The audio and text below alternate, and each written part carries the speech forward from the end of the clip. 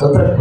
ನೀವು ಸಮಸ್ಯೆಗಳನ್ನು ರಾಜಕೀಯ ಆಯಾಮಗಳಿಂದ ನೋಡುವುದನ್ನು ಬಿಟ್ಟು ಬುದ್ಧತ್ವದ ನೆಲೆಯಿಂದ ಆಧ್ಯಾತ್ಮದ ನೆಲೆಯಿಂದ ನೋಡೋದಕ್ಕೆ ಆರಂಭ ಮಾಡಿದ್ದೀರಿ ಅಂತ ಹೇಳ್ತಾರೆ ಈ ಮಾತು. ಸಂತೋಷ. ಅದು ನನಗೆ ಎಷ್ಟು ಕಷ್ಟ ಅಂತ ಹೇಳಿದರೆ, ಈ ಹೆಸರುಗಳನ್ನು ನೆನಪಿಟ್ಕೊಳ್ಳೋದು ಕಷ್ಟ ಆಗುತ್ತೆ. ಬಂತಿದ್ದೀವಿ ಅವ್ರ ಪೂರ್ಣ ಹೆಸರು ಏನು ನಾನು ಗೊತ್ತಿತ್ತು. ಗುರುವರು ಯಾರಾದರೂ ಹೇಳ್ತಾರ ಅಂತ ಹೇಳಿ ಅವ್ರ ಪೂರ್ಣ ಹೆಸರು ಕೇಳಿದ್ರು. ಬೇರೆ ಅವ್ರ ಹೆಸರು ಇರಲಿಲ್ಲ. ಕೂತು ಪಕ್ಕದಲ್ಲಿ ತಿಳ್ಕೊಂಡು ನನ್ನ ಕರ್ತವ್ಯ. ಆ ನಂತರ ಇನ್ನೊಬ್ಬ ಗೆಳೆಯರು ಬಂದು ಹೇಳಿದರು. ಸಂತೋಷ. ಹಾಗೆಯೇ ಸಾಕ್ಯ ಅನ್ನುತ್ತದೆ, ಶಾಕ್ಯ ಅನ್ನುತ್ತದೆ, ಮೌರ್ಯ ಅನ್ನುತ್ತದೆ. ಇವೆಲ್ಲವೂ ಕೂಡ ಏನನ್ನು ಹೇಳ್ತಾ ಇದ್ದಾರೆ, ಅಶೋಕನ ಕಾಲದಲ್ಲಿ ಪುನರ್ಜೀವಗೊಂಡಂಥ ಬೌದ್ಧ ಧರ್ಮ ಈ ಆಧುನಿಕ ಕಾಲದಲ್ಲಿ ಮರಳಿ ಆ ರೀತಿಯ ಲಕ್ಷಣಗಳನ್ನು ತೋರಿಸ್ತಾ ಇದೆ ಅಂತ ಗೊತ್ತಾಗ್ತದೆ. ಸಂತೋಷ.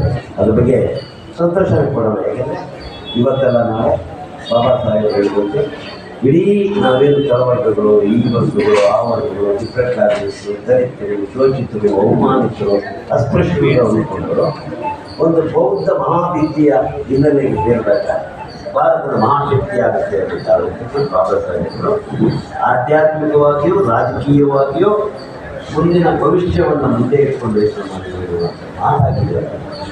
ನಾವೆಲ್ಲ ಒಂದು ಕಾಲಕ್ಕೆ ಈಗ ಆರಂಭ ಮಾಡಿದರು. ಇನ್ನು 3-4 ತಲೆಮಾರುಗಳ ನಂತರ ನಮ್ಮ ಪೀಳಿಗೆಗಳು ಬೌದ್ಧ ಭಾರತ ಆಗ್ತದೆ. ಇದು ಬೌದ್ಧ ಭಾರತ ಆಗಲೇಬೇಕು ಅನ್ನೋದು ಡಿಸೈಡೆಡ್. ಅದು ಆಗ್ತಾ ಇದೆ ಒಳಗಡೆಯಿಂದ. ಸಂತೋಷ ಪಡಲಾಗುತ್ತೆ. ಆದರೆ ಅದಕ್ಕಾಗಿ ನಾವು ನಮ್ಮ ಮನಸ್ಸುಗಳನ್ನು ಕಲ್ಚರ್ ಮಾಡ್ಕೊಳ್ಳೋದು, ಕೃಷಿಗೆ ಮಾಡ್ಕೊಂಡು ಇದಾದರೆ ಅದೇ ಮೈಂಡ್ ಕಲ್ಚರ್. ಏನು ಮೈಂಡ್ ಕಲ್ಚರ್ ಮಾಡಿಕೊಳ್ಳೋದಕ್ಕೆ ಬೇಕಾದಂಥ ತರಬೇತಿ ಕೇಂದ್ರಗಳಿಂದ ಇರುವಂಥ ಬೌದ್ಧ ವಿಹಾರಗಳು ಭಾಳ ಕಡಿಮೆ ಮತ್ತು ಅಲ್ಲಿ ಆಧುನಿಕ ಕಾಲವನ್ನು ಎದುರಿಸಬೇಕಾದಂಥ ಸಿದ್ಧತೆಯೊಂದಿಗೆ ಬೌದ್ಧ ಮೀಮಾಂಸೆಯನ್ನು ಸೃಷ್ಟಿ ಮಾಡ್ತಿದ್ದಾರೆ.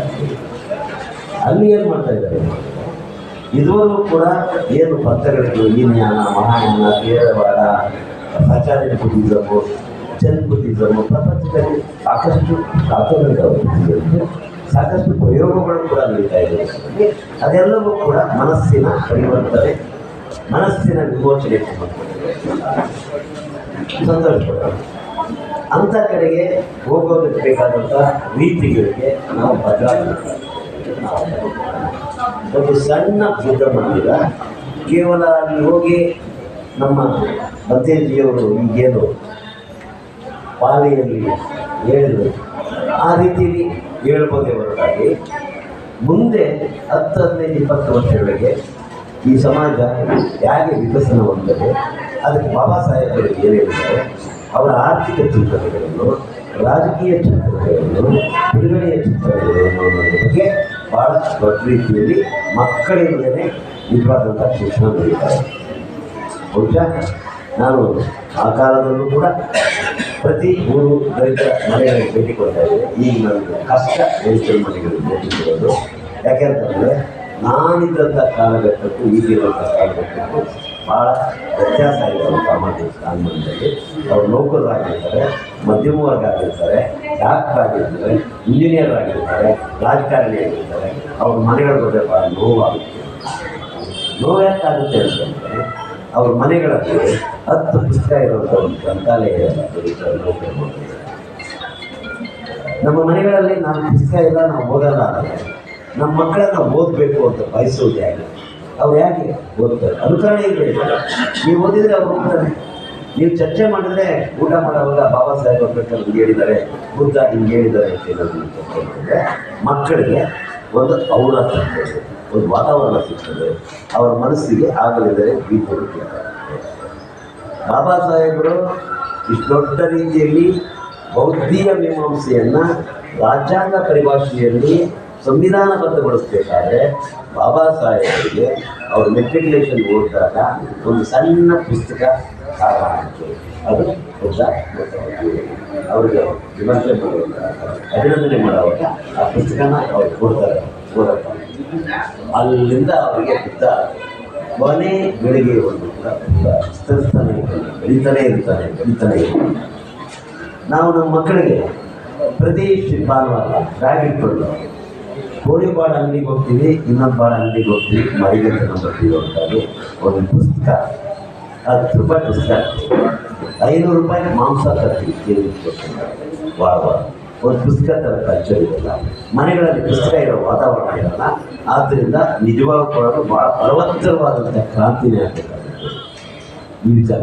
ಯಾಕೆಂದರೆ ನೀವು ಪದೇ ಪದೇ ಆಗ್ತಾ ಇರ್ತೀರಿ, ಶಿಕ್ಷಣ, ಸಂಘಟನೆ, ಹೋರಾಟ, ಬಾಬಾ ಸಾಹೇಬರು ಹೇಳಿರುವಂಥ ಈ 3 ಅಂಶ ಕೇಳ್ತಾರೆ. ಗೊತ್ತಿರಬೇಕು, ಶಿಕ್ಷಣವನ್ನು ಸಂಪೂರ್ಣವಾಗಿ ಅಪಹರಿಸಲಾಗಿದೆ ಭಾರತೀಯ, ಮಾರಾಟ ಮಾಡಲಾಗಿದೆ ಭಾರತೀಯ, ಹರಾಜು ಹಾಕಲಾಗಿದೆ ಭಾರತೀಯರಲ್ಲಿ. ನೀವು ಒಳ್ಳೆ ಶಿಕ್ಷಣ ಕೊಡಬೇಕಾದ್ರೆ ನಿಮ್ಮ ಹತ್ರ ಎಷ್ಟು ಚೆನ್ನಾದ ದುಡ್ಡಿರ್ತದೋ ಅಷ್ಟಕ್ಕೆ ತಕ್ಕಂತೆ ಚೆನ್ನಾದ ವಿದ್ಯೆ ಸಿಗ್ತದೆ ಹೊರತು ಮಿಕ್ಕಂತೆ ಸಿಗ್ತಾ ಇರೋ ವಿದ್ಯೆ ಅತ್ಯಂತ ಕಳಪೆ ವಿದ್ಯೆ ಆಗಿದೆ ಮತ್ತು ಮುಂದಿನ ಕಾಲಮಾನವನ್ನು ಎದುರಿಸುವಂಥ ಸಾಮರ್ಥ್ಯವನ್ನು ಕೊಡದಿರುವಂಥ ವಿದ್ಯೆ ಆಗಿದೆ. ಯಾಕೆ ಹೀಗೆ ಆಳುವ ವರ್ಗಗಳು ಇಂಥ ತಂತ್ರವನ್ನು ಯಾಕೆ ಮಾಡ್ತಾ ಇದ್ದಾರೆ? ಅದನ್ನು ಅರ್ಥ ಮಾಡಿಕೊಳ್ಳದೆ ನಮ್ಮಂಥ ನಾಯಕರು, ನಮ್ಮ ಚಳುವಳಿಯ ನಾಯಕರು, ಕಾರ್ಯಕರ್ತರು ಯಾಕೆ ಅಂತ ರಾಜಕಾರಣಿ ಪಕ್ಷಗಳ ಹಿಂಬಾಲಕರಾಗಿದ್ದಾರೆ. ಎಲ್ಲ ಅರ್ಥ ಮಾಡ್ಕೋಬೇಕು. ದಲಿತ ನಾಯಕರು ಕಳೆದ 25 ವರ್ಷಗಳಿಂದ ಉಳಿದ ಪಕ್ಷಗಳ ಗುಲಾಮರಾಗಿದ್ದಾರೆ. ನಮ್ಮದೇ ಆದಂಥ ರಾಜಕೀಯ ಪಕ್ಷವನ್ನು ಕಟ್ಟಬೇಕು ಅನ್ನೋ ಚಿಕ್ಕತನವನ್ನು ತೋರ್ತಾ ಇಲ್ಲ. ತೋರಿದಂಥವರು ಕೂಡ ಇವತ್ತು ನಮ್ಮ ಆಶಯಗಳನ್ನು ಮಣ್ಣುಪಾಲು ಮಾಡಿದ್ದಾರೆ. ನಾನು ಹೇಳ್ತಿರೋದು ISP ರಾಜಕಾರಣ. ಸೊ ಆ ಕಾರಣಕ್ಕಾಗಿ ಮುಂಬರುವ ದಿನಗಳಲ್ಲಿ ನೀವು ಬರೆದಿರುವಂಥ ಇಲ್ಲಿ ಏನೇನು ಹೇಳ್ತಾ ಇದ್ದಾರಲ್ಲ, ಶೋಷಿತ ಸಮುದಾಯಗಳು ಅಥವಾ ಇವರು ಆಳುವ ವರ್ಗ ಆಗಬೇಕು ಅಂತ ಹೇಳ್ತಾ ಇದ್ದಾರಲ್ಲ, ಅದಕ್ಕೆ ಭಾಳ ದೊಡ್ಡ ತ್ಯಾಗ ಬೇಕಾಗಿತ್ತು. ನನಗೆ ಗೊತ್ತಿರುವಂತೆ ಈಗ ಈ ಪೀಳಿಗೆ ನೌಕರಸ್ಥ ಪೀಳಿಗೆ, ನಮ್ಮ ಇಂಜಿನಿಯರಿಂಗ್ ಹಿಡ್ಕೊಂಡು ನಾನು ನಮ್ಮ ಪೀಳಿಗೆ ಯಾರು ಉದ್ಯೋಗಸ್ಥರಾಗಿದ್ದರೆ, ಯಾರು ಬದುಕಿನಲ್ಲಿ ಎಲಿವೇಟ್ ಆಗಿದ್ದರೆ ಅವರಿಗೆ ನಿಜಕ್ಕೂ ಕೂಡ ಬೇಕಾಗಿಲ್ಲ, ಬಸವಣ್ಣ ಬೇಕಾಗಿಲ್ಲ, ಅಂಬೇಡ್ಕರ್ ಕೂಡ ಬೇಕಾಗಿಲ್ಲ. ಸುಮ್ಮನೆ ಹೇಳ್ತಾರೆ, ಬಾಯಿ ಮಾಡಿದ್ರೆ ಅಂಬೇಡ್ಕರ್ ಎಲ್ಲ ಹೇಳ್ತಾರೆ. ಹಾಗಾಗಿ ನಿಜಕ್ಕೂ ಕೂಡ ಅವರ ಆಶಯಗಳನ್ನು ನಡೆಸುವಂಥ ಅಧಿಕಾರಿಕೆಯಾಗಲಿ, ಇಚ್ಛೆಯಾಗಲಿ, ಕರ್ತವ್ಯ ಶಕ್ತಿಯಾಗಲಿ ಇಲ್ಲ. ಇದು ಇವತ್ತು ನಮ್ಮನ್ನು ಕಾಡ್ತಾ ಇರೋ ಒಂದು ದೊಡ್ಡ ಪ್ರಶ್ನೆ. ಇದನ್ನು ಎದುರಿಸಬೇಕಾದ್ರೆ ನಾವು ಒಂದು ನವ ಪೀಳಿಗೆಯನ್ನು ಸೃಷ್ಟಿಸ್ತೇವೆ. ಆ ಪೀಳಿಗೆ ಯಾವುದಪ್ಪ ಅಂತಂದರೆ 7 to 70 ಒಂದು ಮಿಕ್ಕತೆ ಇನ್ನು ಉಳಿದವರೆಲ್ಲಾದರೆ ಬೇಡದೇ ಇರೋದು. 7 ವರ್ಷದಿಂದ 17 ವರ್ಷ ಯಾರಿದ್ದಾರೆ ನಮ್ಮ ಈ ಸಮುದಾಯಗಳಲ್ಲಿ, ಅವರೇನೇ ನಮ್ಮ ನಿಜವಾದ ಭವಿಷ್ಯ ಭಾರತ ಆಗಬೇಕು. ನಮ್ಮ ಏನೇನು ಕನಸುಗಳನ್ನು ಕಾಣಬೇಕು ನೀವು ಅವರಲ್ಲಿ ಮಾತ್ರ ಕಾಣಬೇಕು. ಅವರಿಗೆ ತಕ್ಕಂಥ ಬಲಿಷ್ಠವಾದಂಥ ಚಳುವಳಿ ಬೇಕಾಗಬೇಕು, ಭೌತಿಕವಾದಂಥ ಚಳುವಳಿ ಬೇಕಾಗಬೇಕು. ಬರೀ ಬೀದಿಯಲ್ಲಿ ಡೆಲ್ಲಿ ಭಾಷಣ ಕೊಟ್ಟರೆ ಆನಂತರ ಹೊರಟೋಗಿದ್ದೀವಿ ಮನೆಗೆ, ಅದು ನಿಜವಾದಂಥ ಚಳುವಳಿಯ ರೀತಿ ಅಲ್ಲ. ದಯಮಾಡಿ ಅರ್ಥ ಮಾಡ್ಬೋದು, ಅದು ನಿಜವಾದ ಚಳುವಳಿ ರೀತಿ ಅಲ್ಲ. ನಿಜವಾದ ಚಳುವಳಿ ರೀತಿ ಏನು ಅಂತಂದರೆ 24 ಜನರಿಗೂ ಕೂಡ ತಾನು ಹೊಂದಿದಂಥ ಸಿದ್ಧಾಂತವನ್ನು ನೆಲೆಗೊಳಿಸೋದ್ರ ಬಗ್ಗೆ, ನಡೆಗೊಳಿಸೋದ್ರ ಬಗ್ಗೆ ಯೋಚಿಸಬೇಕು ಕಾರ್ಯಕರ್ತರು. ನಾವು ಇವತ್ತಂಥ ಸ್ಥಿತಿಗೆ ನಾವು ಕಾಣ್ತಾ ಇಲ್ಲ.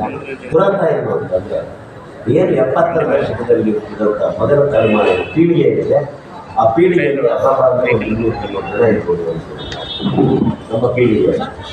ಅದರ ನಂತರ ನಿಮಗೆ 50 ವರ್ಷಗಳಲ್ಲಿ ಏನು ನಡೆಯಿತು ಅನ್ನುವಂಥ ಒಂದು ಪ್ರತ್ಯಕ್ಷ ಚರಿತ್ರೆಯನ್ನು ಕೇಳುವ ಅವಕಾಶ ಇರಲ್ಲ. ಅದರ ಬದಲಾಗಿ ಸುಳ್ಳು ಚರಿತ್ರೆಯನ್ನು ಬರೆದಿರೋದು.